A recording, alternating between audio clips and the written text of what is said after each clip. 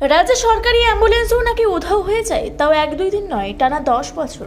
রাজ্যে পালা বদলের পর এদিন সকালে সেই উধাও অ্যাম্বুলেন্স আচমকা ইন্দপুরের গৌরবাজার পঞ্চায়েত অফিসের সামনে হাজির হতেই হতবাক ওই এলাকার মানুষ।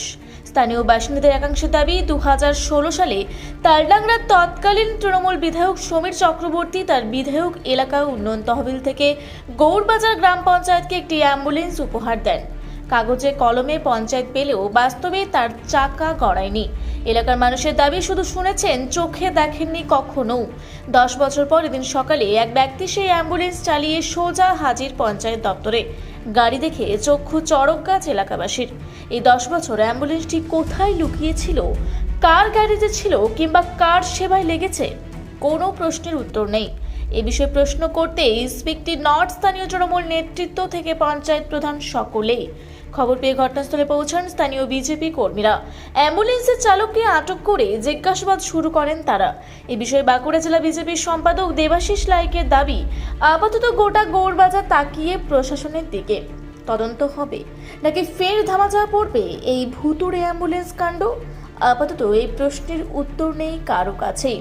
প্রকৃত ঘটনা কি তা জানতে উৎসুক গৌরবাজার এলাকার মানুষ।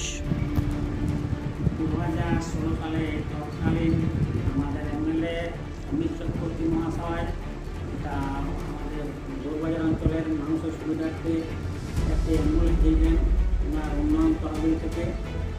তো ওদের সঙ্গে সঙ্গেই প্রায় উদয় হয়ে গিয়েছিল যে আজকে সেটা হঠাৎ করে পঞ্চায়েতে ঢুকে গেছে। তাহলে ওটা কোথায় অদিন ছিল, কারা নিয়ে এলো, কী ব্যাপার, আমাদের অঞ্চলে তো সুবিধা পেলই নাই। তাহলে সমস্ত রকম প্রশাসনের কাছে আমাদের অঞ্চলের পক্ষ থেকে বিনম্র অনুরোধ যাতে দোষীরা উপযুক্ত শাস্তি পায় এবং তদন্ত করে দেখা হয়। তার জন্য আমরা আমি গৌরবাজার অঞ্চলের পক্ষ থেকে বিনম্র অনুরোধ জানাই সমস্ত রকম প্রশাসন।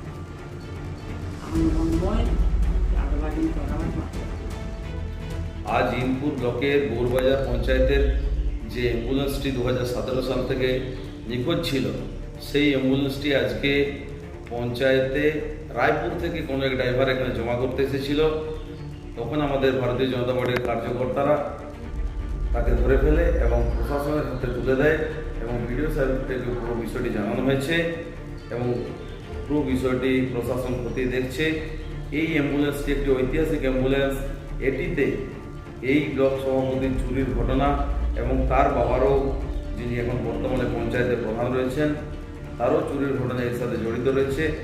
এটি তদন্তের সাথে অনেকটাই কাজে লাগবে এবং বর্তমানে এলাকার মানুষের যে পরিষেবামূলক কাজ সেটিও তারা পাবে।